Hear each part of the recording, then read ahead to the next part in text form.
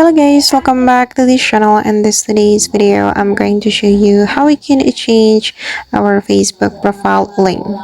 Okay, let's get into it. Here I have opened my Facebook and this is my profile link. And before I change my profile link, I'm going to show you my current profile link. We can click on this three dots and this is my current profile link. And if we want to change it, we can go to the Meta Verified right here, then click on your profile. Wait, okay, and here I'm just going to choose my Facebook profile. Then we can click on username. All right, and you can read the description right here. Changing your username will also change your Facebook profile link.